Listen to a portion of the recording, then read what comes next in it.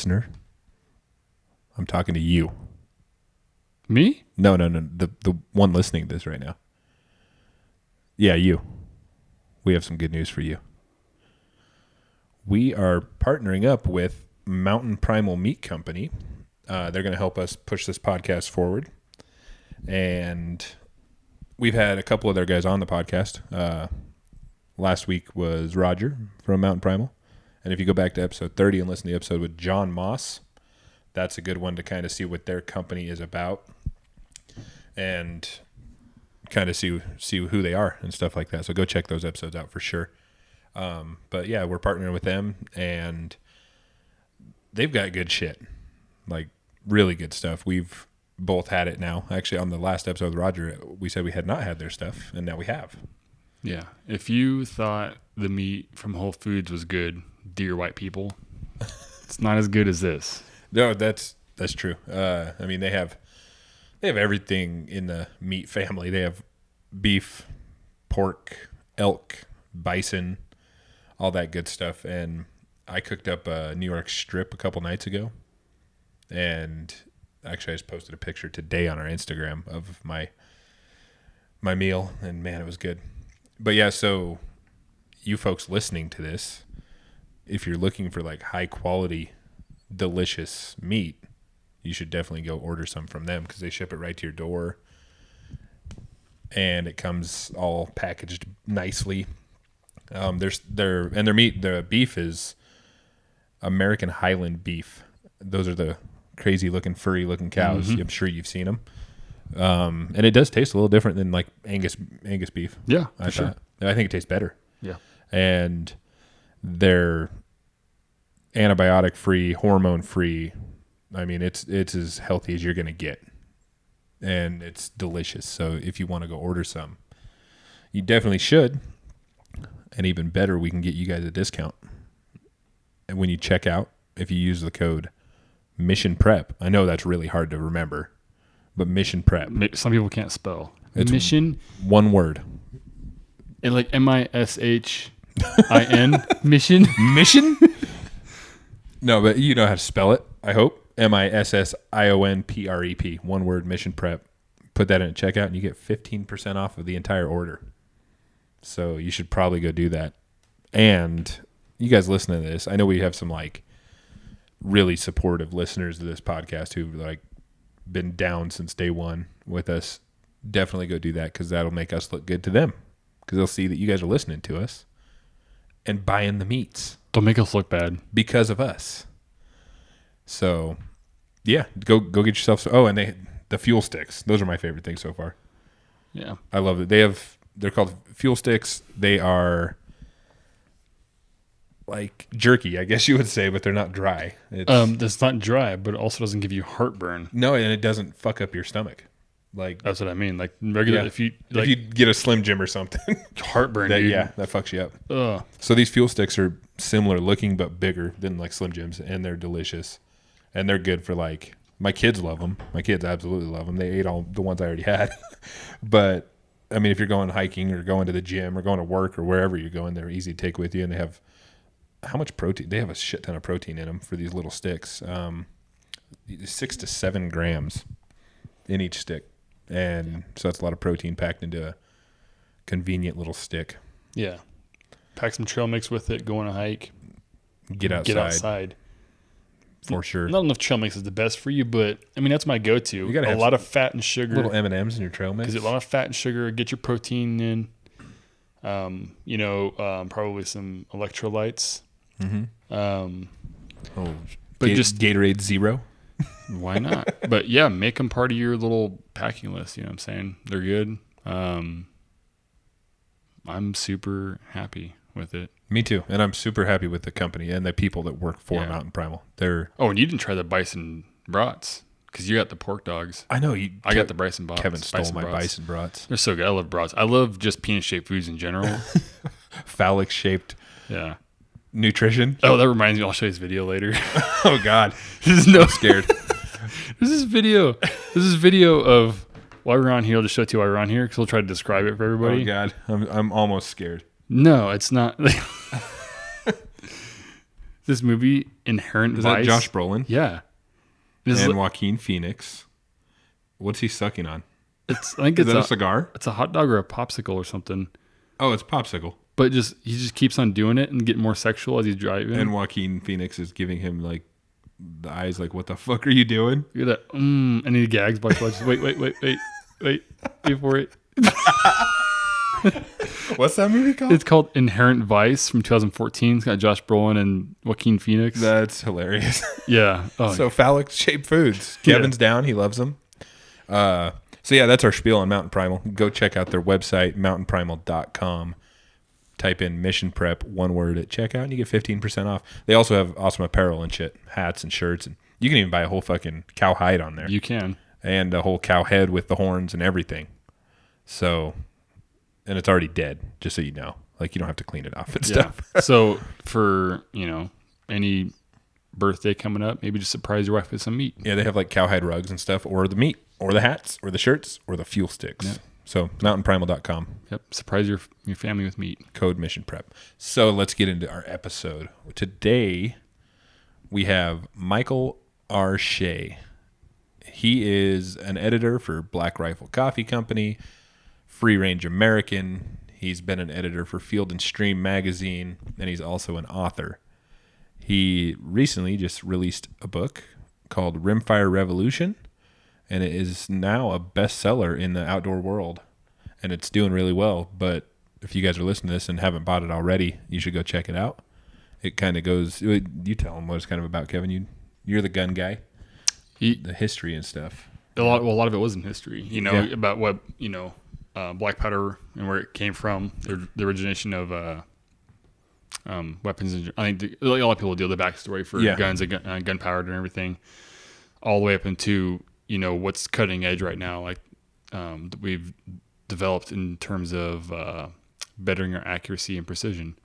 So it goes all the way through everything, and it covers. And why it's really another good way to reason to check it out is the way he has done it, where it's interviewing a lot of different people around this field with all their perspective. It's not one guy putting his blanket statement on a book and this is the way I feel and this is how I'm doing it. It's from a lot of different perspectives. So that's what I think makes it stand out from a lot of the books on that similar fieldcraft. So check it out. Yeah, Rimfire Revolution, Michael R Shea's book. So anyways, he was our guest today. It's weird because I'm just going to tell you guys, we're recording this intro the day after we recorded our interview with him. While we were recording the interview, we were sitting on the back porch of a cabin up in the mountains, and we had a nice little backdrop for our podcast. Oh, yeah, it was super sexy. In fact, we filmed the porno, and we called it Rimfire Revolution as well. Oh, God. Yeah. Anyways. And also this is our first episode we've ever done with somebody on the phone instead of through Zoom or in person. And actually it came out, audio quality was a lot better than I was thinking it would be. So I hope you guys enjoy it. Yeah. This is Michael R Shea, and enjoy the episode. Yep. What's Mission Prep? Tell me what that's all about.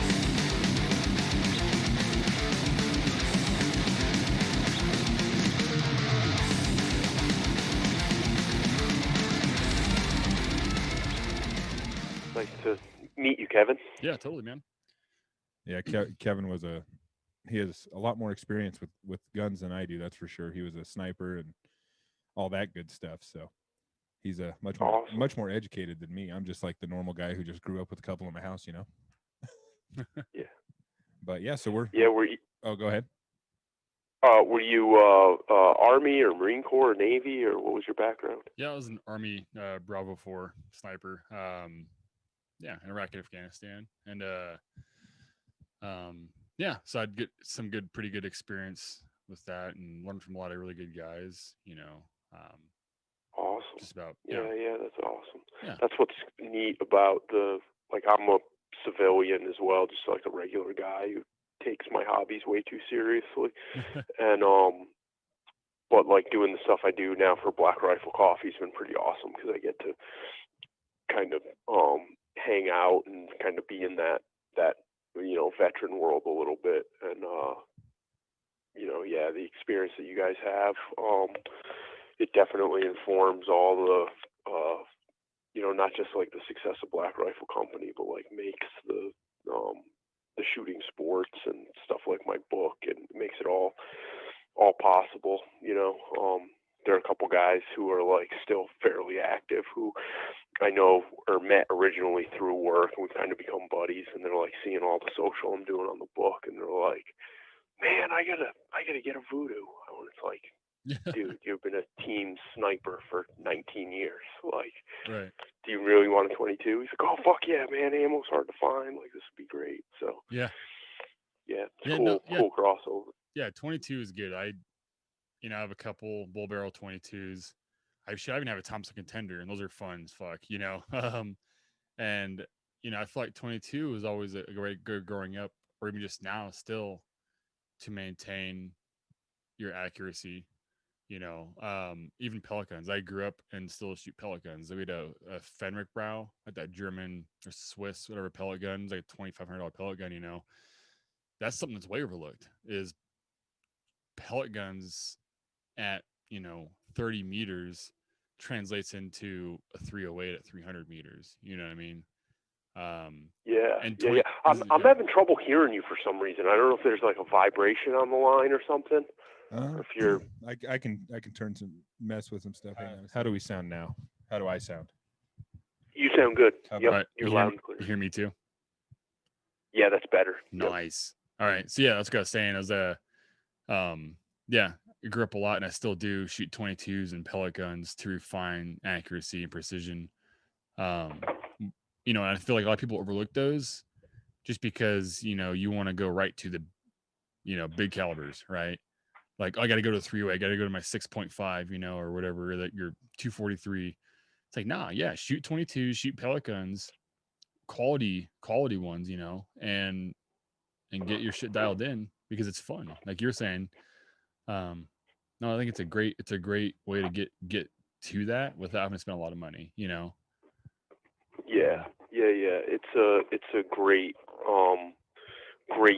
training tool, and you're not gonna have to deal with recoil or like needing to find 1,000 yards.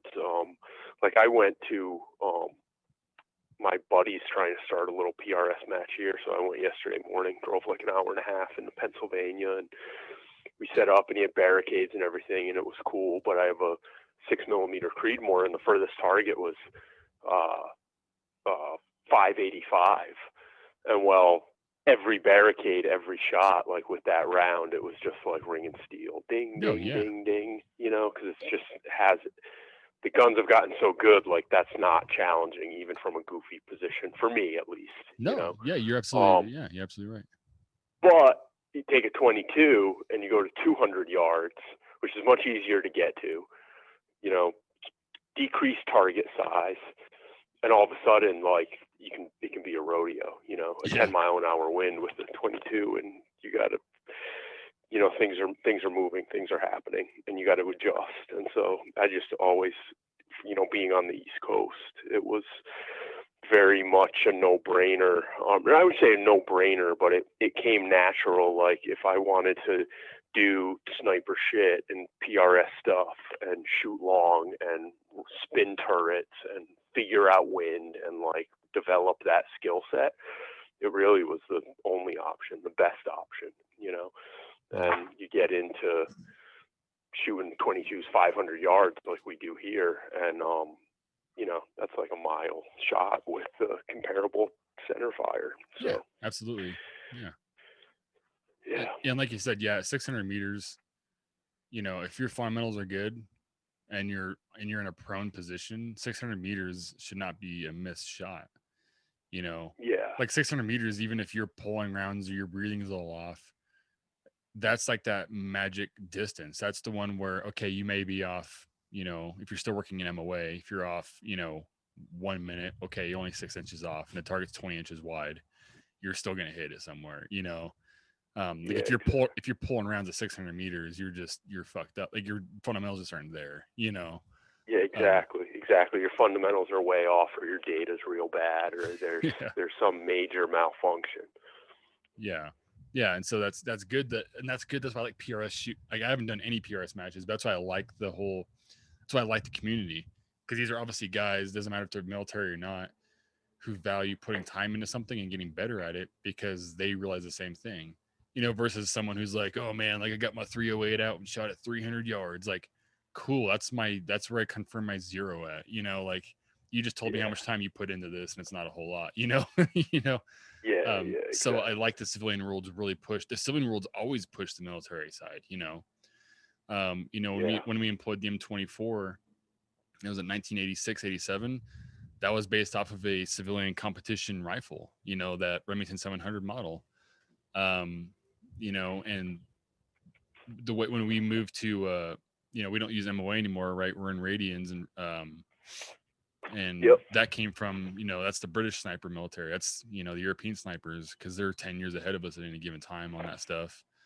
So the civilian market, civilian world's always driven the military side with the knowledge and education, because those are the guys out there putting the rounds and the time in. Yeah. Oh yeah, absolutely. They have the luxury of training time and better budgets, and they're not limited to procurement. They want to try a new optic or a new Kestrel or a new whatever, and that's where the market recognized that, and it responded to these civilian shooters.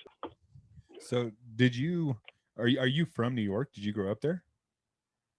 Yeah, so I grew up in New England, in like eastern Connecticut. Okay. My whole family's from Rhode Island, but then I traveled all around, moved around a lot, and ended up back in New York for grad school, and then ended up meeting my wife and moved out of the city and got this just kind of landed up here. Actually, I had a deer lease in upstate New York, and that's how I found this area, and we just kind of fell in love. I was coming up here to deer hunt and started looking for houses and landed here. So I'm about like 7 hours from where I grew up. Okay. Yeah, Wow. because I think like most people who've never spent time anywhere on the East Coast, when they think New York, they think New York City, big city. Yeah. And I think a lot of people aren't aware like how much rural area and rural land there is in New York. Yeah. It's sort of like that salsa commercial. Everywhere I go, I say New York. People are like, New York City. Yeah. It's like, no, it's not that, dude. Like, I shoot rifles out my office door. Yeah. It is countrified. We have like just about 40 acres on a state forest and live on a dirt road. Our nearest neighbor is like maybe a half mile away. So it's very rural. I've spent it's rural. Okay. Yeah, that's like where we are right now, because we live closer to Boise, and Boise's becoming kind of a big city. But we're up. Actually, you were just in Idaho recently bear hunting. You said you were up around McCall, right? Correct. Yeah. So that's where we are right now. We're really close to McCall, and I love this. I just love this country up here. It's like when I retire, this is probably where I would want to retire, up here, kind of away from the city. You know what I mean? Yeah, absolutely. Yeah, McCall's beautiful, and it's amazing. Like the growth that's happening there. Like not just in Boise. Like I've been going out to Idaho for years now, and hunting around that area, and like just in the last like 4 or 5 years, like the growth of Boise and the development within McCall, it's wild how like I feel like it was found, whereas like half a dozen years ago, kind of like a secret. Not the case anymore. Yeah, that's a fact. And like we're both born and raised here in Idaho, and to see the change that has occurred, especially in the past 5-10 years, it's insanity. I get it, because like I've said this before, but if I like living here, why the hell wouldn't somebody else like to live here? And I don't blame people for moving here, but I wish it would slow the hell down. You know what I mean? Yeah, totally. But so actually, I guess go ahead and tell us about your bear hunt, because I know we were going to do this in person, but your bear hunt was successful from what I saw. Yeah, it was pretty incredible. I have some buddies up there who have been running baits for years. And it was a tough spring for them, as you guys probably know. Like the snow, the snow was low and it didn't melt off, so they had trouble getting in there. And they got it set, and it's a funny story, like how it got started. I was in a deer camp with, I work for Black Rifle Coffee, and I was in a deer camp with one of our photographers. And he said, I've always wanted to hunt a bear, he's like, that's like a bucket list animal for me. And I was like, well, I gotcha. And I called my buddy in Idaho, and I was like, hey, this Curtis, former Army Ranger, wicked photographer, like just all around badass. Like we can kind of make a bucket list thing happen for him if we take him on our bear hunt. And they were like, yes, 100%, let's do it. So they got the baits in, the snow, the issue, we didn't know how it was going to go. And went in there, I think it was like the second week or so. And, man, it was hot. Like everything kind of came together. And Curtis he originally thought he was going to bow hunt, and he had some gear issues and whatnot. So we ended up going to the rifle and had a nice chocolate come in, or cinnamon rather, and he got it. And then there's another buddy of ours, the guy I've deer hunted with, Tony, who's a Navy vet, and so I was like, all right, I'm gonna sit with Tony and see if he gets one, And I'm thinking about this I edit Free Range American for Black Rifle Coffee, so a lot of like hunting and fishing content, and I'm like, great, Curtis got one, Tony's up, I'm rolling video and taking pictures, and I'm like, we're gonna get a lot of story potential out of all of this. And then after Curtis got his bear, we were jumping around 3 baits. Like the weather got super hot, and it just died out. And so then we had these like days of nothing moving, nothing coming in, and man, it was like things were slow. I was thinking about content. I got a buddy in Montana, and so I called Robert, and I was like, hey man, I'm in your part of the world, like I can keep the party train rolling if and hop over the Selway and we can hunt Montana when I'm done here. He was like, yeah, absolutely, like let's do it. So I'm booking flights, and things happened, and I had to stay on an extra 2 days, and everybody had left camp except me and my buddy Rocky, who kind of runs the baits. And we're like, well, I guess we'll just sit for a couple extra days. And man, I'm glad I did, because we had an absolute stomper came in. One of the biggest they've killed off the bait there, like just a slammer of a black bear chocolate. And he came in, and I actually drew on him, because I love to shoot guns and I love to hunt with bows. And so I had my bow and I drew, and it was just 10 minutes before last light. So it's like 20 minutes after sunset.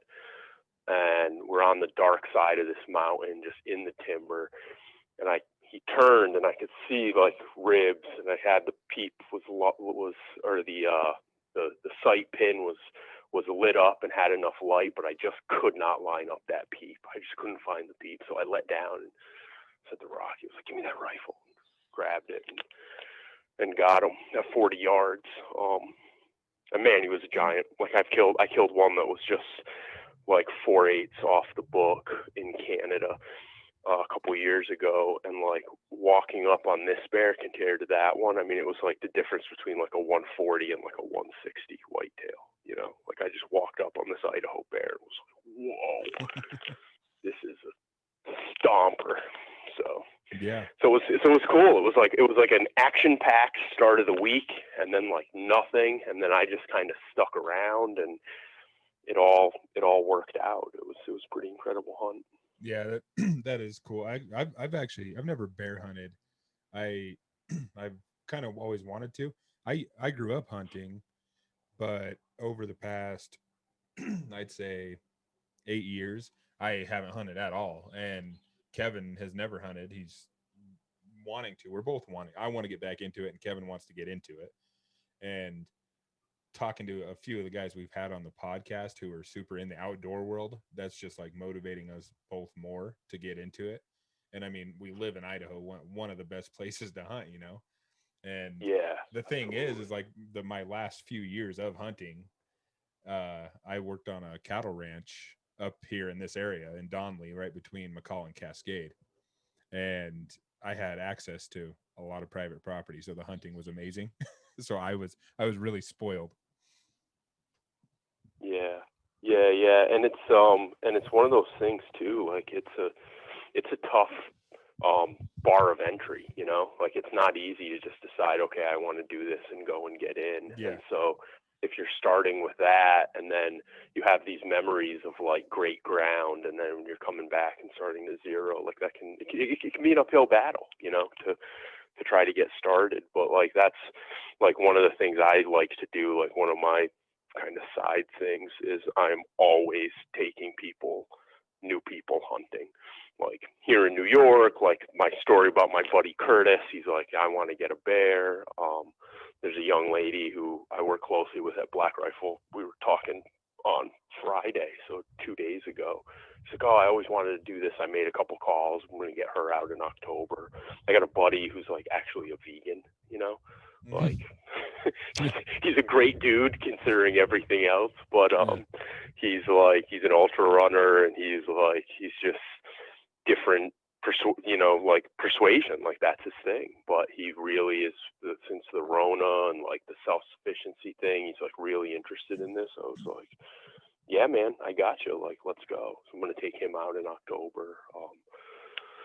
So yeah, man, I like spreading the gospel of like hunting and fishing in the outdoors. I think it's great for get everybody involved, and like I'm always trying to bring people into the fold, if you will, just for like those reasons you talked about. Like it can be tough to get spun up into it. Yeah, and I think you're right. Like if you've never done it, or if you don't know anybody who hunts, like knowing how to get into it is damn near impossible. I mean, nowadays we have the internet and stuff and you can research, but having somebody that's experienced in it, like yourself, who takes people out and gets them into it, that's huge for people, I think. And even like someone like me who grew up hunting, but I haven't done it in 8 or 9 years, I feel like I would need someone who knows what they're doing to take me back out again. And like I said, the last few years of my hunting were all it wasn't hunting, it was shooting because it was so easy. And I didn't have to go search for anything. I knew where they were. I worked that land, and it was like, oh, okay, I'll go out in the morning and shoot that buck because I know he's going to be there. And it was just because I was working out there all day. So getting back into it, I would almost want to like go with somebody like yourself, like someone who's very educated and can get me back into it. And I think that's big for people to have somebody like that in their life if that's something they're looking to do. Yeah, man. It definitely, I think that's the way to go about it. I have another guy I work with, very similar story. Like he grew up in South Dakota, like grew up dirty, like pheasant hunting and fishing and all that, and then joined the Army and did that for a long time, and just kind of got away from it, you know. And like he really wanted to get into bow hunting. And he ended up getting a bow and whatnot, and he came to my place here in New York in November, and I just put him on hot spots, you know, where he could shoot does. And I mean, it was exactly what you just described, you know. It wasn't like he was totally green, and it's not like I had to show him how to like nock an arrow or how to load a rifle, you know. Like he has a skill set, you know. Yeah. But he just needed someone to put him in a stand and be like, here are the do's and don'ts, right? Like, don't look on your phone, be really still, hang your bow like this, like clip it in like this. They're going to come from here, and like, you know. And it was a grind. Like it didn't happen quickly in his case, you know. It was 4 or 5 days of him on post, but you know, he made it happen in the end. Yeah, that's I think that's good for people, and that's not just hunting, like anything. Get a mentor, and if you're interested in something, get somebody who knows what the hell they're doing to show you how to do it. That's big, I think. Yeah. So so from there, I mean, so what was your inspiration for writing your book then? Yeah, so Rimfire Revolution, it just came out. It's a book on precision shooting and precision rifles, mainly It's doing pretty well too, isn't it? It's doing really good. Yeah, I've been like pleasantly surprised, man. Like it came out earlier, like on Monday. I think it was officially shipping on Amazon, and so I just kind of used that and it was officially in the Gun Digest store, and so I just kind of pumped it a little bit on my social media. Really, just shared it with my friends and shared it to a couple of Facebook shooting groups I'm in, and yeah, it took off, man. Like it was a bestseller in shooting there for a minute. And yeah, guys are posting the books are starting to show up and getting early 5-star reviews, and so yeah, it's cool to see. It's definitely got a little gunpowder behind it, I guess you could say. Yeah, right. No, it's really awesome.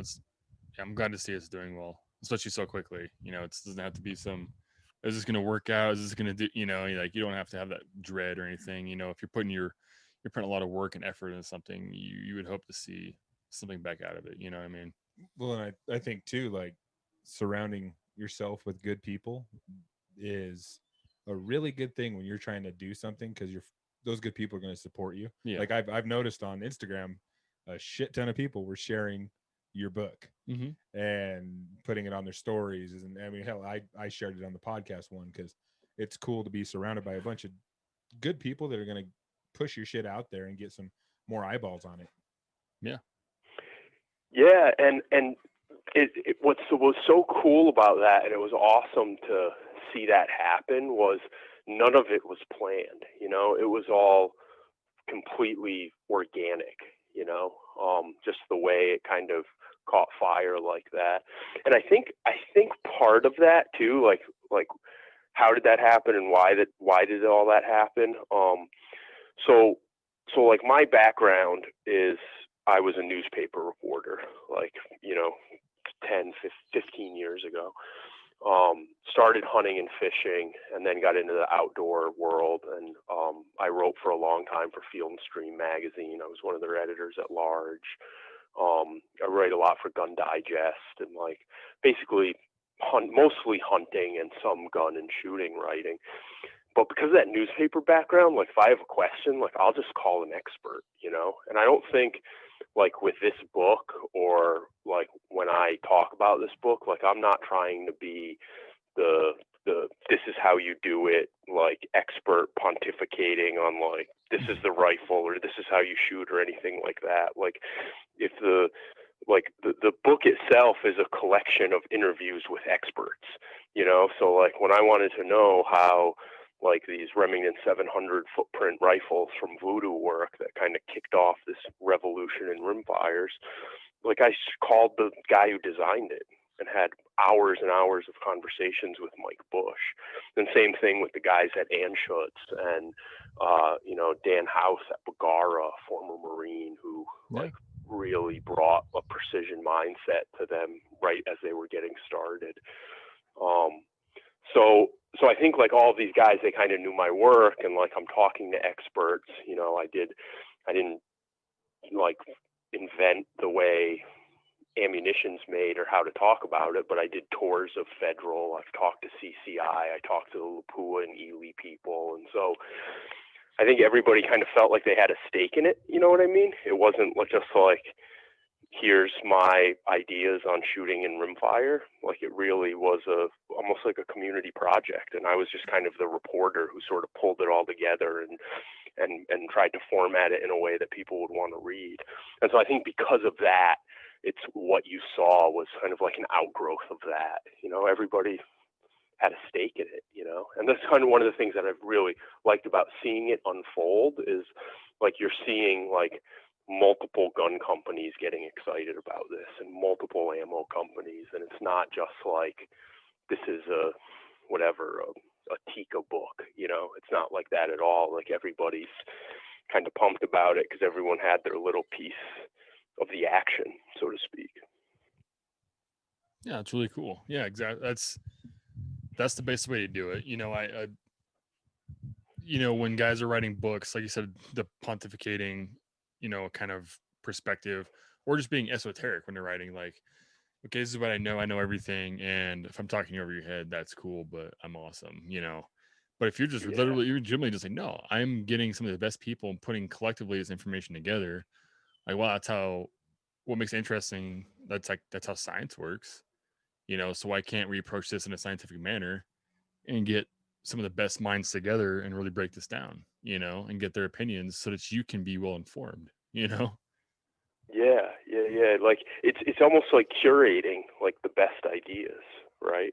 Like curating a collection of it, and it's funny, like the way the book works. It starts out like very much like this is a firearm.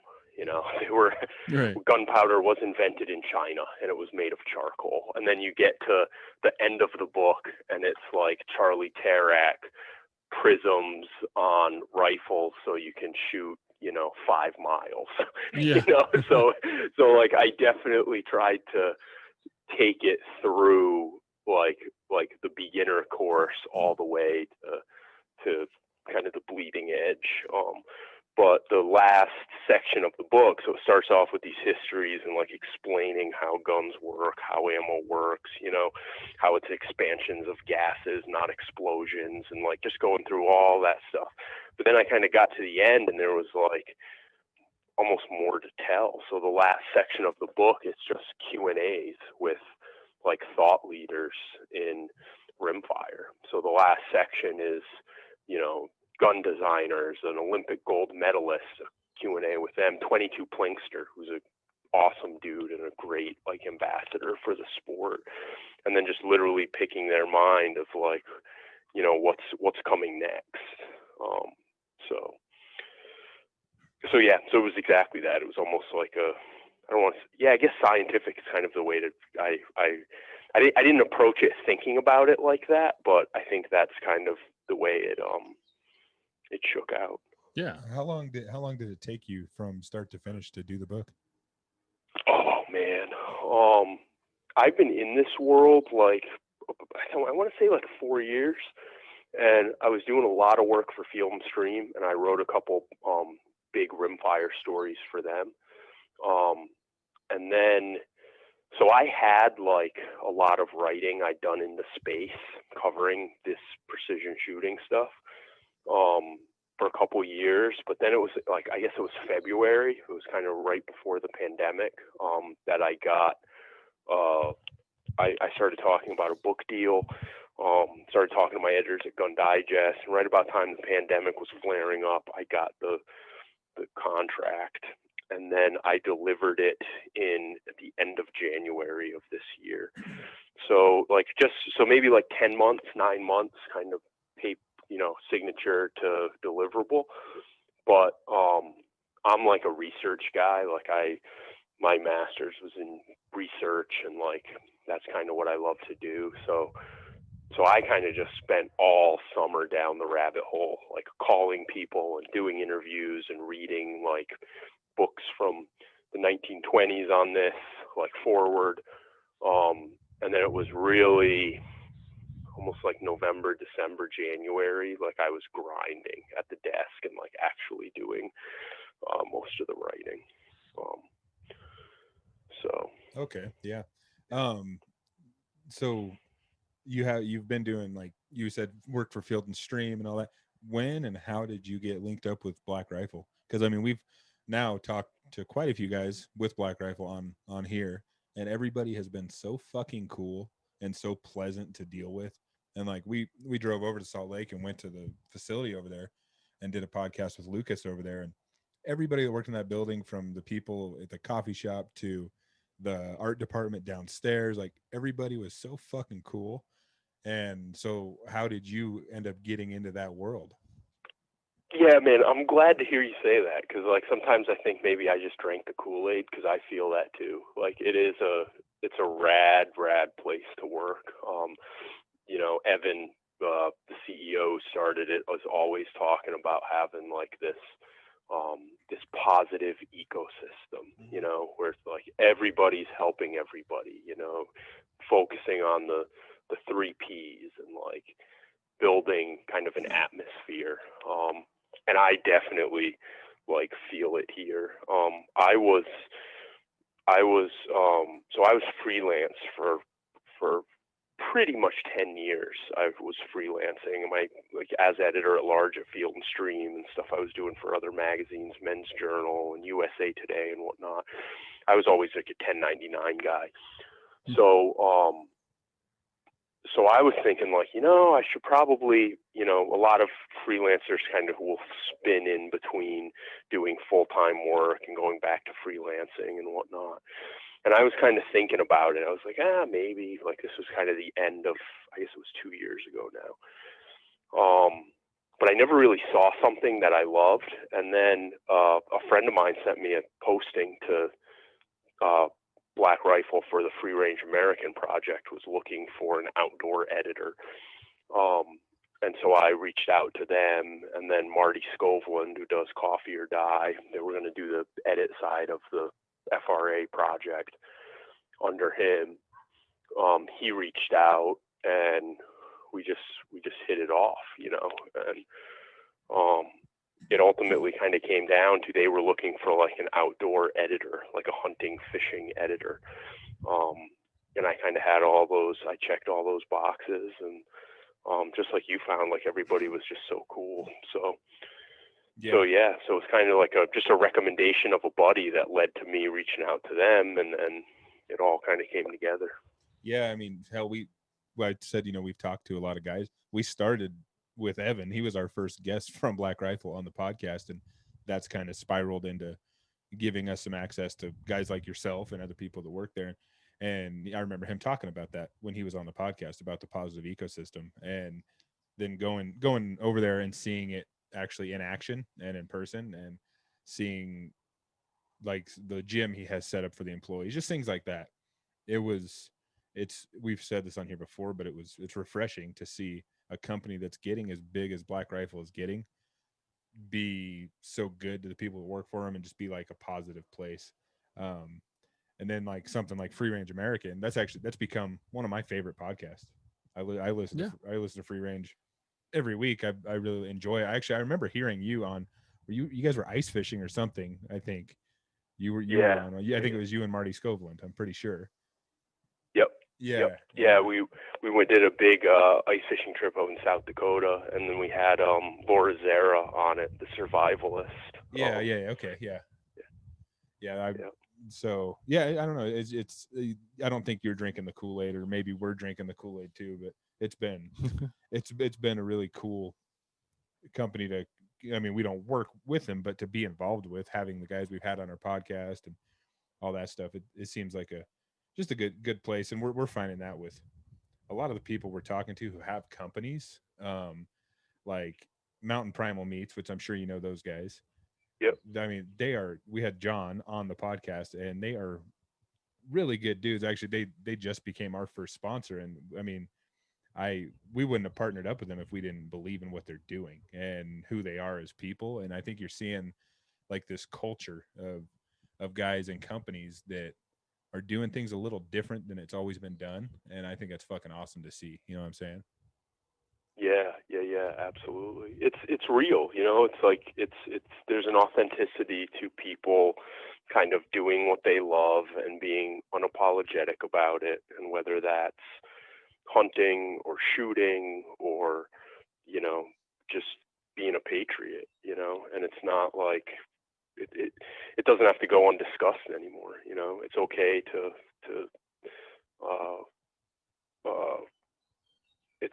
it's okay to kind of be unabashedly kind of yourself and be real, you know, and you'll find your market, you know. It's not like you need to beta test or like, you know, PR test, you know, company positions anymore, you know, and which is awesome, because a lot of people are finding brands and businesses that sort of jive with their sort of worldview.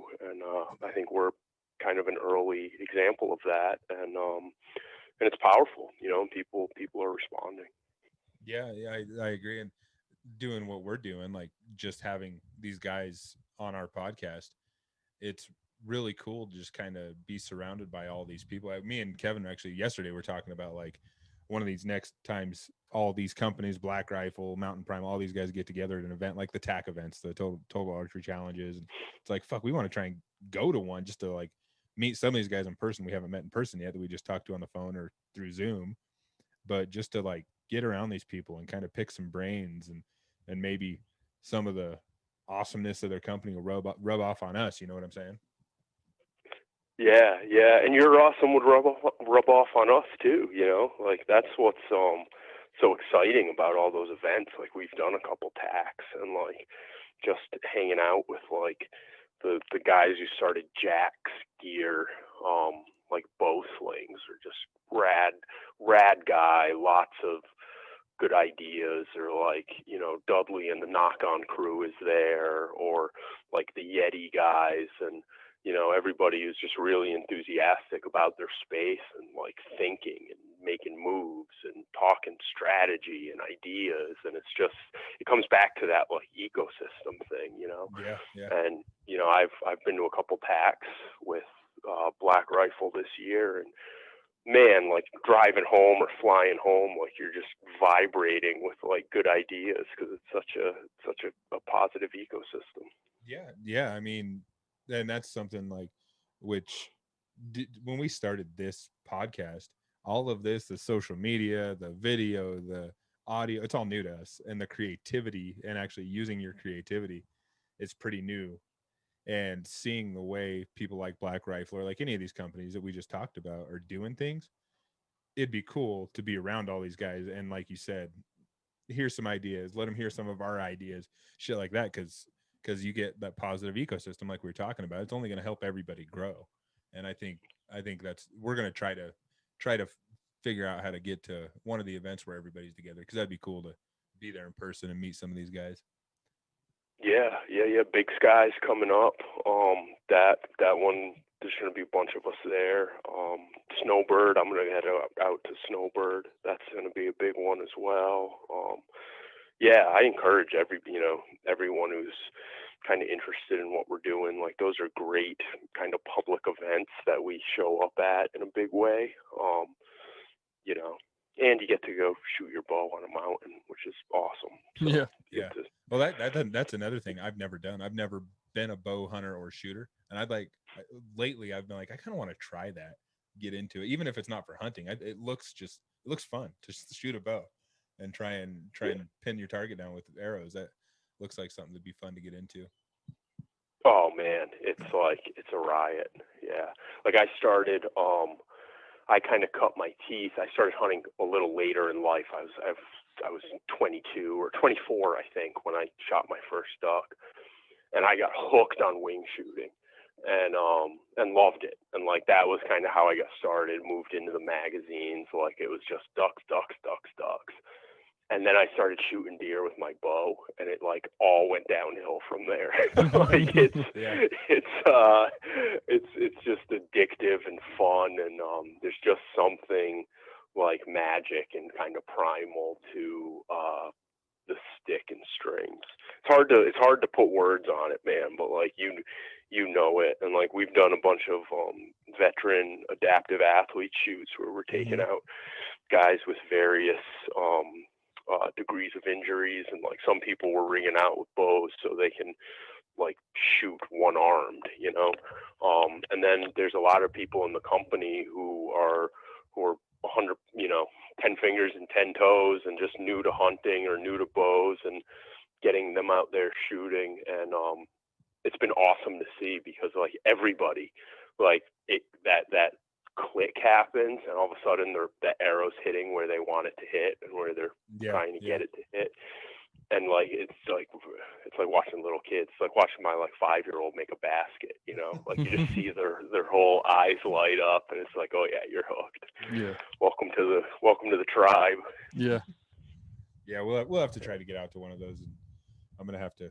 We'll have to hit someone up to invite us, because we don't even know how you go to those things. Yeah, just show up, man. Just show up. If you're not shooting, they're open to the public, and if you are going to shoot, which the courses can be pretty challenging. So like it's not, you don't want to like show up with a bow you haven't practiced with. Yeah, but if you're not going up the mountain to shoot, then you can just, it's like an open village. Oh, okay. TAC has a wicked vibe. It's almost like a ski festival or like a mountain bike festival where the ticketing happens like at the chairlift to go up to shoot, but fuck, you can hang out in the village and go to our parties and just kind of be on the scene. Anybody can. Yeah, we'll have to show up to one. Wasn't there was one, I think, or it might have happened already in Sun Valley. Oh, yeah. I think there was a TAC thing happening there. That might have already happened, but I know that they do them all over and all the time. Mm-hmm. Yeah, there's two coming up right around Salt Lake. There's Park City and Snowbird. Oh, Park City. That's what I was thinking. It was Park City. Yeah. Yeah, Park City. Yep. Yeah. Interesting. Really cool. Oh, yeah. Yeah, TAC's rad, man. You guys should definitely get out there. If you can. Yeah, we'd like to. We were driving up here yesterday. We were talking about like the events and stuff that go on that a lot of these people that now we're talking with and we're kind of in the same circles, they all go to, like something like a SHOT Show or anything like that. Is we'd like to kind of, because like this podcast, we're still trying to grow it. It's fairly new, and the more people we get around and talk to and become friends with, because that's kind of a cool thing that's happened with this, is we've talked to guys like yourself, and then we stay in touch and we become buddies with them. And yeah, it's something that we never saw happening, because some of these guys, like Evan, for instance, we followed along with him for years. I would have never thought we would have sat down and had a conversation with him. You know what I'm saying? So it's kind of awesome. Yeah, absolutely. Yeah, that's what's cool about like the archery world or the shooting world or like the rimfire world that I'm in. And just like you saw with all that social media energy behind the book, like they're really supportive communities, and so if good authentic people tend to do well, because it just has great vibes. Everybody kind of wants to see everyone else succeed, which is awesome. Yeah, I feel the way it should be. It is the way it should be. It's not the way a lot of the world works, though, unfortunately. No. Right? Yeah. But I feel grateful, like in my work life and friend life, like I'm a part of that, because it's definitely special the way everyone kind of rallies around each other. And everybody can help raise each other up. I think we talked about that on our last episode, where like there's even a lot of similar podcast ours that are new coming up, and it's like they're not competition. Like we'll go on their podcast, they can come on ours. We'll tell some guests we've had to go on their podcast and help them grow too, because I think everybody comes together. You can help raise each other up and help everybody be successful. Like I think have you talked to Austin Jardine with the Vanguard Project?